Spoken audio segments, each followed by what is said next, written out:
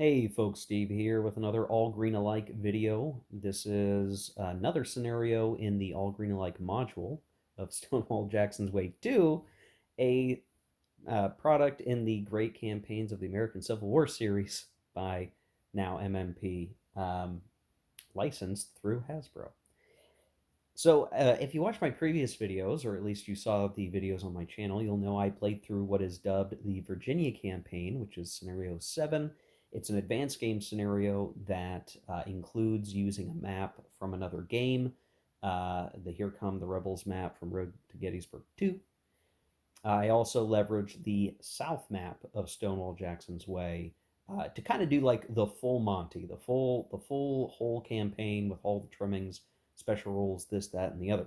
Now that campaign went very hard for the Union, um, and sort of the momentum that they built up, they just never really lost. And I kind of felt like that was maybe too atypical of a result. It just felt like it really at a number of points could have gone another way and maybe been a more contentious campaign, but it just didn't go that way. And um, I figured while I have it out and I have all the counters arranged and organized and I have a pretty good feel now for the campaign that I'd try again, but instead of doing the full thing, I sort of cut things down to size. And in this video, I'm going to be doing a very abbreviated after action report for Scenario 6, the Bull Run campaign. The only differences between Scenario 6 and 7, and this campaign compared to the other, is that it starts one turn later, and it does not include that northern Shenandoah Valley map, which means that Johnston's forces, which will be coming off the from off map up here, do have a more certain time frame that they will be joining the map, um, as opposed to what could be a punching match with with Patterson's forces in the valley. So in previous campaign, I sort of misplayed Johnston's position. That was certainly one reason why the Union would eventually win, and Johnston was really waylaid by that misplay. Here, it's kind of on rails. He still has to march, and it could be that the Union still cuts off the rail line, but we should have a greater chance of Johnston joining Beauregard as he historically did down there in Manassas Junction. The other thing, all those special rules that govern Patterson and that whole part of the map just isn't part of it, which means that for me, this should certainly play a lot faster, because I'm only worried about the main area of operations. I don't even have to worry about the southern map at all. So much easier generally for me to operate here. Um, I eliminated the south map. You can still play this scenario with the south map. Uh, and I appreciated playing it because seeing everything in the larger map context is very cool. It ended up not being a really major factor in the campaign, so I figured I would just remove the south map and let me have just a single map game. That's all well and good for me. But pretty much everything else works more or less the same. All the advanced rules are still there. We still have the Union Army coming from off map. We still have the rebel forces unable to move until the Union gets too close, and the reinforcement schedule where we have to roll off to get some additional minor reinforcements that will come onto the map eventually. And yeah, so this should be a much more straightforward experience for me. But I also don't want to delay this playthrough by spending a lot of time recording. I really honestly just want to play it through. So we're going to cover this entire campaign, however long it runs. If it runs all the way to July 28th, fair enough. But what I'm going to do is do it all in one video, and I'm basically only going to do check-in snippets of video after several turns have passed. So this is a 13-turn scenario. I will probably do cut-ins maybe every 3 or 4 turns, especially around the supply turns, since that's going to govern a lot. Now, the nice thing is with the supply rules, I really don't have to worry about counting supply in a very complicated way. And in fact, we know that it is possible to reach Manassas Junction and be in supply as the Union from the previous campaign. So while the supply isn't as multifaceted as the two theater campaign, it's still important and can have a net effect across the board if, say, the Manassas Junction depot gets destroyed again, like it did in the previous campaign. So, all in all, I'm looking forward to playing it again. It was not too hard to get everything kind of set up once more and to rearrange the map here. So I've just got the one map. So I'm going to start playing. Again, it starts really with the Union bringing forces onto the map in this scenario. That's really where we start, which was turn 2 of the previous campaign. So the units will start to come onto the board. And again, I think the general strategies are all the same. The Union would love to bag some rebels in these towns around here where, basically one brigade is there. Well, if you can knock out or totally nullify a brigade early, that shifts the momentum quite a bit. And then as we continue to move through, um, the rebels are going to want to be pulling units back, or maybe, I don't know. I mean, pulling back behind Bull Run River, obviously a great idea. Entrench. Hope that Johnston gets there quickly so that there's enough manpower around to leverage. And really, my big lesson learned from the previous campaign was that the rebels, because of their tactical advantage with that +1 over most of the Union forces, they really ought to be trying to go on the attack more frequently than I was doing. I think I was too timid as the Confederate forces, and because of that, they just never had the oomph that they needed. And trying to find the perfect attack just is not going to happen when you're on what is functionally the defensive for much of the campaign. So I need to look for those opportunities to either use Beauregard's attack tactics rating or Johnston when he shows up. That +2 is huge that those leaders provide on the attack. I really need to use that, and I need to use it very well. Um, the most important thing that the rebels can do is try to trigger that Union Army panic, and they can do it if they can find a big brigade that they can get plenty of bonuses on, get a couple of good rolls on that guy, and that's going to probably put the Union very deep and close to triggering that panic, which once it happens, that's going to be a major shift in the whole campaign. So now the reverse could still happen to the rebels, of course, but in the previous campaign, I was very careful marshaling the morale and the panic levels. So I'll certainly aim to do the same thing here where it makes sense, but we'll see how it goes. So I'm going to go ahead and start turn 1, which in this scenario is July 16th. I'll check in either at the end of July 18th or around July 19th, which would be the third or fourth turn, and we'll see how much is different and how far the armies have progressed in meeting their goals. Okay, here's a check-in now at the start of the action phases of July 19th. So we've done random event reinforcements, which both sides got none, and all that goodness. And what's interesting is just the fact that this one hasn't gone as well for the Union, and this turn in particular, it's actually raining. So we got the rain random event for July 19th. Now, it doesn't really affect supply with unfordable rivers or whatever, but it does mean that, the rivers themselves are going to be unfordable except for um, at bridges. So whatever sort of combat or sprinting across Bull Run I thought I was going to do this turn is not the case. You can see Heintzelman's taking another force flank through the forest like we did in the previous campaign, but I sort of have countered that with some more protection there, and the rain kind of slows things down.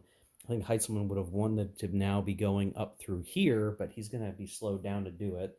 Holmes has appeared. We do have a regiment here to try to contest, but he could actually be a thorn in our side if he comes trudging up this way. And also just throwing out there that, basically Longstreet and these other units are starting to build fortifications. They are situated. This rain is going to make it a lot easier for everyone to complete their improvements and continue to do that from turn to turn. So there will certainly be, if not breastworks, abatis builds across the river line, which is going to make it really hard for the Union to penetrate that, which does now leave it a lot to Tyler, our MVP right here, to make something happen. We do have a Union cavalry running out on the railroad to stop uh, uh, Johnston's forces from coming in. Um, Hunton is coming down from the north. So nothing super dramatic. I will point out that Ewell, on the way exiting his starting position, the Union did catch him a little bit and routed him, which had basically caused. Um, and I need to adjust the morale markers for this. There was a hot second where the rebels morale was up to 10, or morale points, whatever you want to call them, was up to 10, which is pretty bad this early on. But fortunately, the rest of the rebel forces kind of got situated. So that morale loss is probably going to have cooked off by the time it matters. He's still recovering, so still needs to get his morale back from being demoralized. He still needs to become unexhausted, still needs to get organized. So it's taking some time. Because of that, this hex would have been a real danger if it wasn't raining, but now it is. So he can take his time actually getting situated into that hex. So what we may opt to do with Ewell here is just leave him go, stay right here.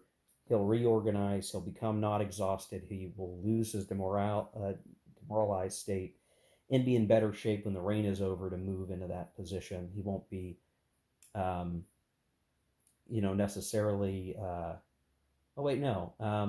Let's see. If he goes to fatigue 1, he still gets all these things, so he can move here and then get fixed up. So anyway, that part of the line, which was looking dicey, now is less of a concern because the Union can't cross the river there, unfordable for the moment. And yeah, so the rebel defensive line is looking pretty decent. It is going to be tricky to figure out what can the Union do.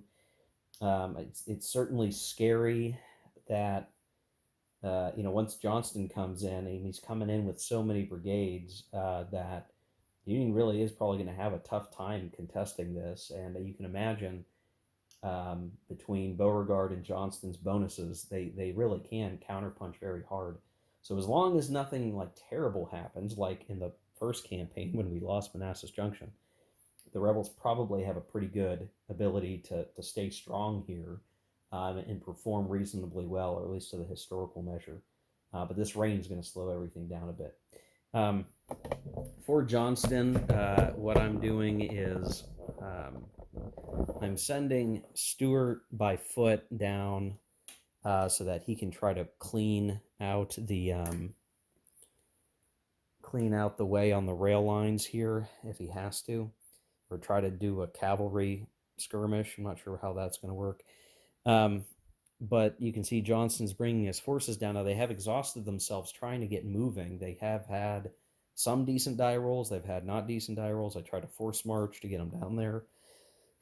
They really just need to get over to River Station or Front Royal, and from there they'll be able to do rail movement. So they're nearly there. I just need to work a little bit harder.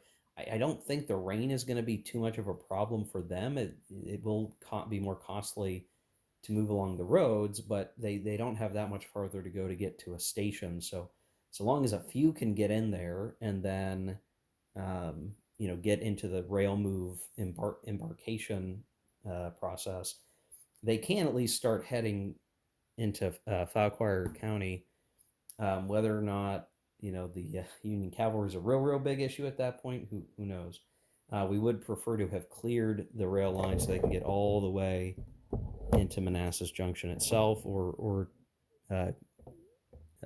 Gainesville if they have to. So yeah, I don't know. Kind of interesting to see where we're at. Still have a long way to go, but after the first 3 turns of the scenario, things are shaping up to be interesting. It will be interesting to see if we're going to get an actual, a big battle on the 21st, and what does that begin to look like, a few activations from now. And I'd really like to be crossing this river line. It does make me wonder, like, because it seems like a pretty good strategy to try. Like, I mean, is there really, in a game sense, a reason not to come through here? I haven't quite figured out one other than just it's tight maneuvering, so you could easily be stopped on the roads by an enemy. But why not try to flank out around and come behind him, right? I don't know. Like, historically, McDowell didn't want to do that because of the terrain, but it's not clear to me. I need to do some more reading, or I need to understand why. Maybe, was it really just the danger of the forest? And then, in the game terms, like, is there something I'm missing that should be keeping me from doing this? I mean, I'm certainly trying, and it takes time to get through there. Um, so I don't know.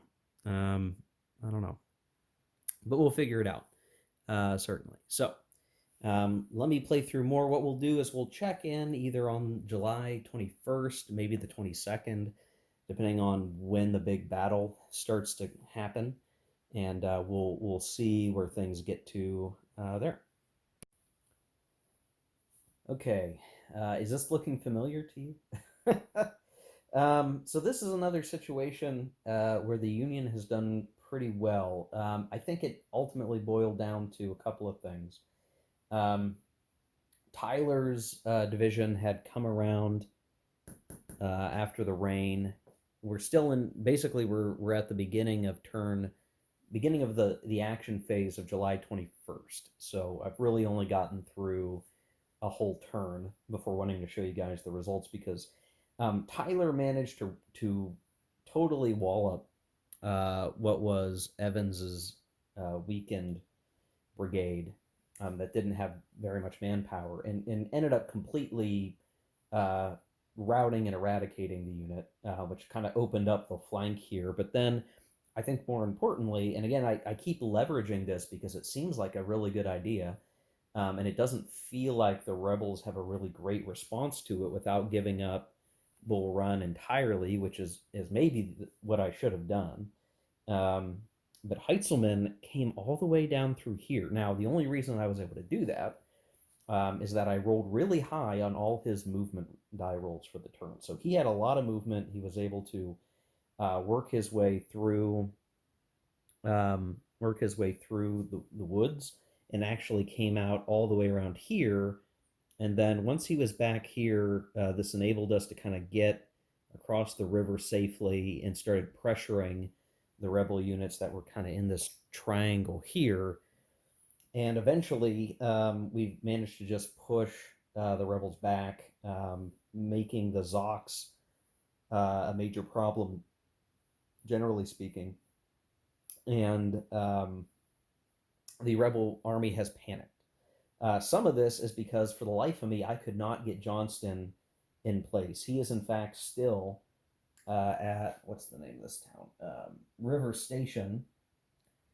They even got a night march, and every single one of his units failed to embark on the railroad, which is so frustrating for the rebels.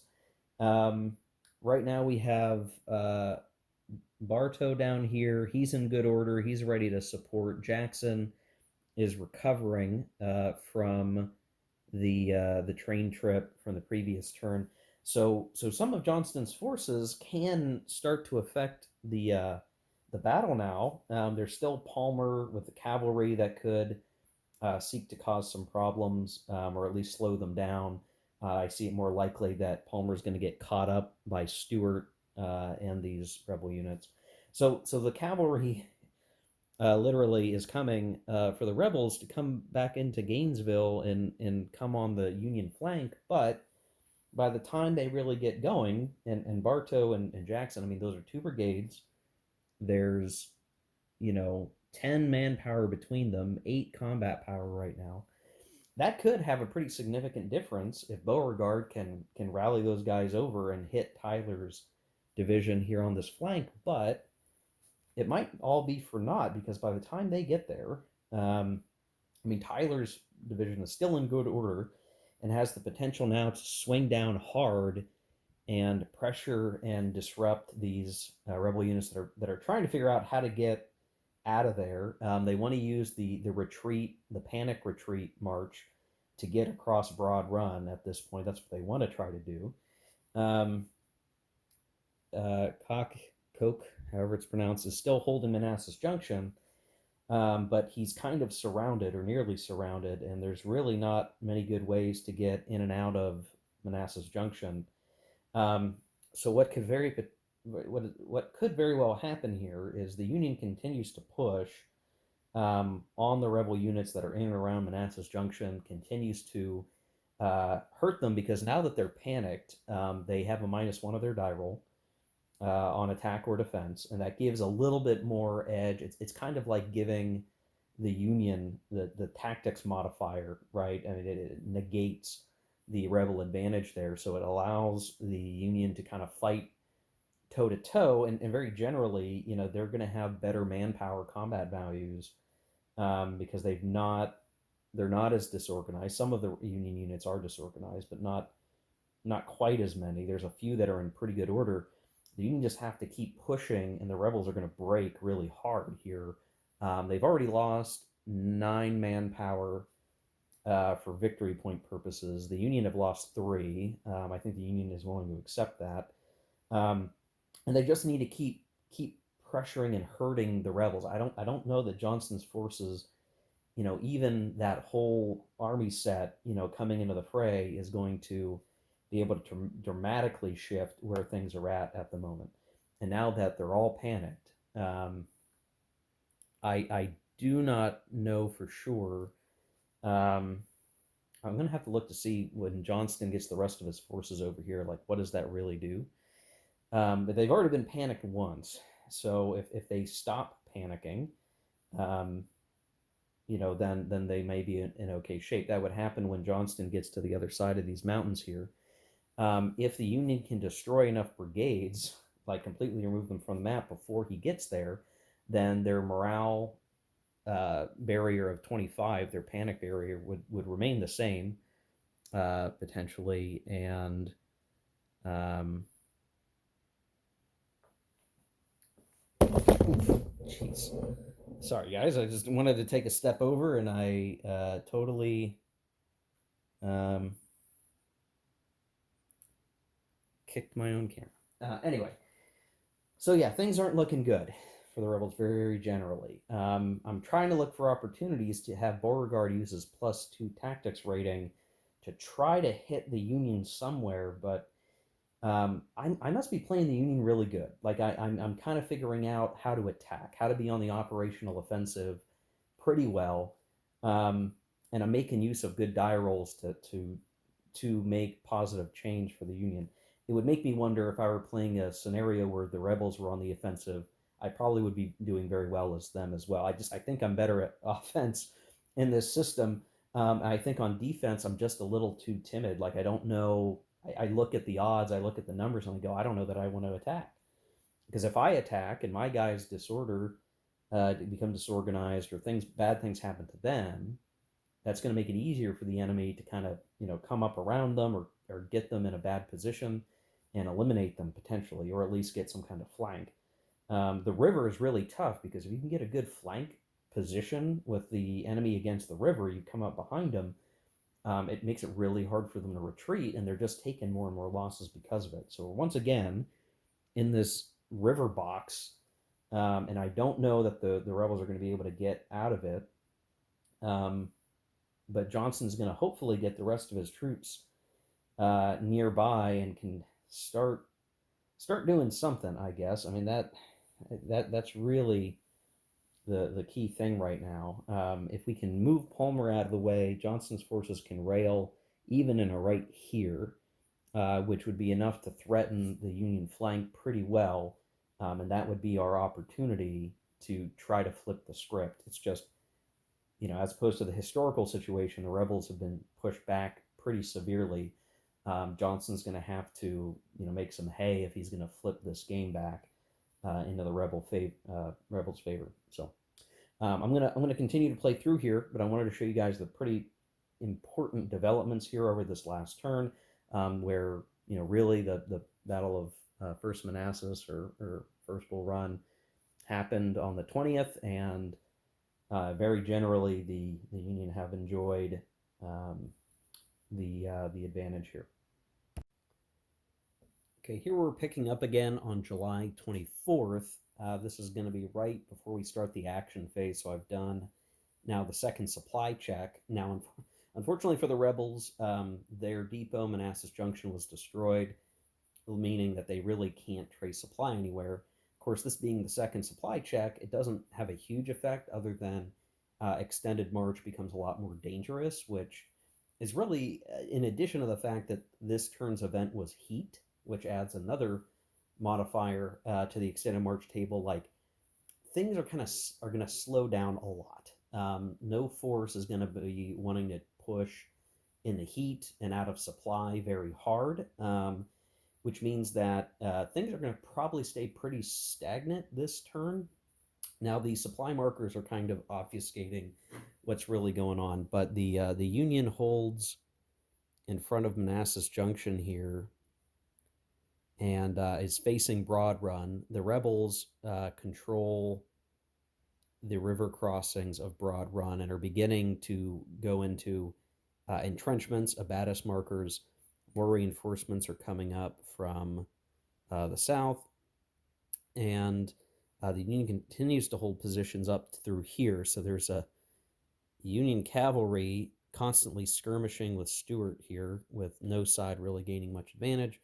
There's a cluster of Union forces right here, which are blocking Johnston's advance, and now Johnston has all of his forces here marching down the rail line, but they're starting to get just tied up here, getting exhausted, pushing to and fro here along the road line. The rebels have shifted a brigade after they've recovered across the river line. They've started to move up here to try to just overwhelm the Union with positioning and to get forces here. There's a lot stacked in this hex that want to try to circle out around and find some way to get around the Union flank. That's kind of the only hope the rebels have right now, is just to use Johnston's arrived forces to try to flank around the Union position. But the Union now has all of their reinforcements on the board. McCon, Couch, and McCall are all coming down the way, and they can shift up to kind of protect the other flank here and keep the rebels at bay. Right now, Johnston's tried a number of pushes. So has Tyler. They're both exhausting themselves, not disorganizing themselves, and really not making any headway. The rebels having that -1 from having been panicked just means they can't get the results they really need or want, and so things are just kind of grinding. They're grinding into each other, so you can just kind of see it's really like, here's the line of battle now on this curve. The junction, the important junction, and these railroad stations are occupied by the Union. Therefore, kind of strategically achieving a good victory here. Right now, if the game were to end, the victory points would be a decisive Union victory.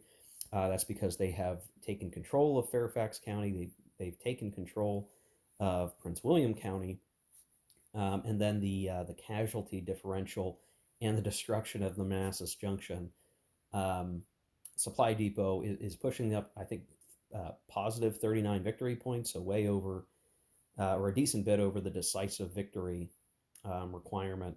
So they're doing really good, and it's really hard to see, like, technically we still have 5 turns of action phases left. The heat is probably going to make this one really short and simple.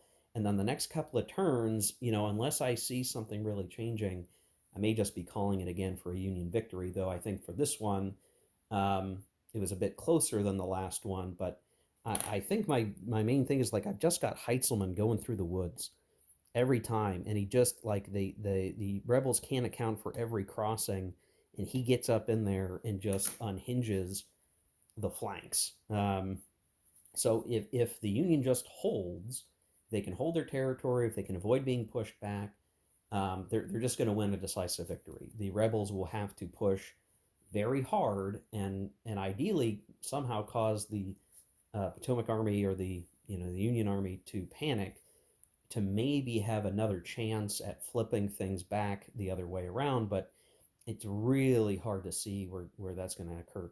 The one thing the Union does have to watch out for is, as the turns go on, they're going to lose more and more manpower to the enlistments ending. And in fact, it gets quite harsh. We can kind of cook some of that off with some of these units in the rear, but then we put at risk our control of Fairfax County. Um, at the end of the day, we may simply want our forces to dig in themselves and see if we can entrench, the other side of the river over here and just hold it. If we can just hold it, then the Union, walks away with a pretty good victory here. I'm not sure what else we can do. So I'm going to play through a few more turns. We'll see where we get. I'll show the aftermath. Okay, folks, I think I'm going to call it here. We're in July 26th, and I just can't see how to make any progress. We had two heat turns in a row, which slowed things down. The Union is entrenching across the river of Broad Run on themselves. So, basically, this is just shut down here. Heintzelman's not going to really be able to push too hard over that river, especially because this turn we have rain. So heat, rain, terrible conditions. Despite the attempts of Johnston to kind of get around the Union flank, I don't see, he's kind of out of gas at this point. And between the rain and everything else, I think this is a stalemate. This is still basically a stalemate. And even if Johnston were to try to break free and run down the Pike Road, I don't know that that's really going to shift the game that much if he were to try it. Um, we would have enough forces nearby that we could, kind of disrupt that if we had to, or chase him. And I don't think he would. I don't think he'd really get to what he would want to do there. So I really don't see anything changing here over the next couple of turns. Um, at best, maybe, let me see. Yeah, I don't know. There's just not enough manpower across the way for anyone to make much more progress. It's almost just too much labor to try. We could certainly have McConnell pull back 1, 2, 3, 4, and then that kind of shuts down any potential from Johnston.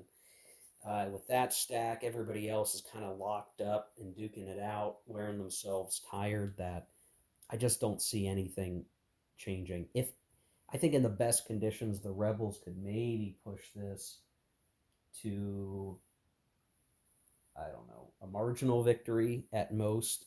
If things just went their way the whole way for the rest of the game, and I'm not really sure I see that happening at all.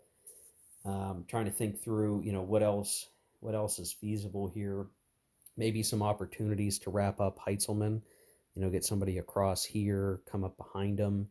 Um, yeah, what with one manpower. There's just not enough here. Well, and with the rain, they can't. So you figure the rest of this turn is pretty much shot, and then you have two turns left to try to make something happen. And at any point, the Union strength here can always move up and stop Johnston. So I think the Rebels are just out of gas. I'm trying to convince myself, like, is there anything else that can be done? Um, I don't think so. Now if you're eagle eye, you'll notice I actually ran. I couldn't find a 4 Rebel manpower chit, so I had to put a Union one underneath Jackson when he got reduced to 4. Maybe I'm not looking hard enough in my bag of chits. Um, but yeah, the Rebels are just worn down. I think I've got to call this one again, um, and just say, hey, that was scenario 6 Bull Run campaign. I think this one, I mean, in terms of the way it went, again, it could have gone either way. I think the Union got really fortunate that they're flanking through here. Like this is not a safe place, if you have what limited rebel manpower holding this line, but somebody can sneak out around what is this grist mill, then you're in trouble. And that's what we did twice every campaign. Heisselman got enough movement points that he could come out around, and there really wasn't a whole lot that the rebels could do about it. Once you're in that kind of flank position, I mean, sacrifice a brigade to take out Manassas Junction, who knows? But we just couldn't get Johnston moving fast enough to get where he needed to be. Every die roll that Johnston needed to move quickly to the railroad station, he was rolling ones and twos, and he just wasn't getting there fast enough to get all his units in there. We eventually got everybody in, but by that point, the rebels were already being hit pretty hard. They were on the verge of panicking, and it just didn't make a difference at the end of the day. So another Union victory, which that's two ahistorical results back to back. I do think that I'm playing the Union better than the rebels, if only because the United States Army has so many leaders that I can maneuver, I can operate with. The rebels, by comparison, can sometimes activate quite a lot, but um, that sort of effort to punch just comes in feast and famine situations where, like, yeah, maybe I can get a lot of points on this attack. I do wonder if I'm not using assaults as well as I could be. Grand assaults, even. We tried a couple, they didn't work out as the rebels. I probably should have pulled Beauregard off the line, but I was trying to make sure that he maintained a presence over here to fast react with multiple brigades if I had to. Maybe his combat advantages would have been better used staying with Bonham's brigade and trying to push back up through here. We just didn't, maybe I could still try to do that. That would be like the other thing to try. But the panic -1, everything the rebels do is just hurting. And of course, this extended movement stuff is not good either. I mean, basically, as soon as we try to do much more than moving a little bit, we have a high likelihood of becoming disorganized or losing manpower, and the rebels can't afford to lose any more manpower. If they lose manpower, that puts them in danger of getting walloped by the Union brigades that could have a 2-to-1 advantage. They get a +1, whatever other factors kind of boil in there. Then you get the -1 for the rebels, and that spread can turn ugly pretty quick. It at least disorganizes the sides pretty evenly, and that's all the Union really needs, is to just keep every unit disorganized, high fatigue, unable to move much more, and they've sealed the deal here, without a doubt. Now, there's still some manpower that would need to be lost over the next couple of turns. I think I have enough right here, now that they're entrenching, that, like, I'm not super worried about it. Um, so I could maybe still imagine where there could be this tight situation that occurs, but at most it's just going to flip things from a what is right now a decisive victory down to, like, again, like, marginal at best would be the extent of it, I think, barring some really strange die rolls that could maybe shift the script a little bit. Um, so I think, yeah, I just got to call it. I'm still trying to convince myself, like, is there anything else I can do? Is there any sort of, final thing I can try to achieve that would change the game situation? And I'm just not seeing where that's going to happen. Just not seeing it, unfortunately. So we'll call it. And I think this has been plenty exploration of this overall campaign for the all green alike module. So what I'm going to do from here is I'm going to do a mini review of all green alike, because I think it's worthwhile to talk through the full experience I've had so far with the system, um, and kind of where I stand, where I feel on that. I also should say I don't think I've done a very good job of utilizing flanks refused. That's the other thing. I think like by the time I think to do it, it's not really doing much value, and then even like the units I wouldn't think would need to be in a flank refused position end up being, just due to events, faster than they can accommodate. They get put into a position where it's too late to get into a flank refused position, and they get flank attacked. And I just haven't found the right moment to say, like, okay, I expect something's going to happen here. We're going to go ahead and go into a flank refused position. So I haven't mastered that, and that's probably also affecting my rebel performance, where they've probably suffered the most from not being in a flank because of the divisional leaders being able to activate those multiple units, get into a good position. Then if they get a back-to-back activation, that flank attack goes off. I'm not expecting that enough, or the situation just doesn't come together where I can stop it. So lots to think about, um, lots to consider. I think I'm going to put a lot of my further thoughts on the campaigns and this whole deal in the mini review video, which will be coming up here very shortly. So thanks for watching, guys. That we'll call it here. This was a abbreviated video where I'm just doing the snippets through this play. We managed to get through um, 10, 11 turns, which is good, but it definitely has gotten to the point where in the later phases where it really seems like the way that this is going to go is clear. That the game does get a little busy, just trying to see what you can do, and it gets a little monotonous to just try to make something happen. And when you're seeing that it's just not happening, um, it kind of starts to wrap up in your mind more than on the table. Anyway, we'll see you in the next one, guys. See you in the mini review. Hope you enjoyed this video. We'll talk to you later. See ya. Take care. Keep gaming.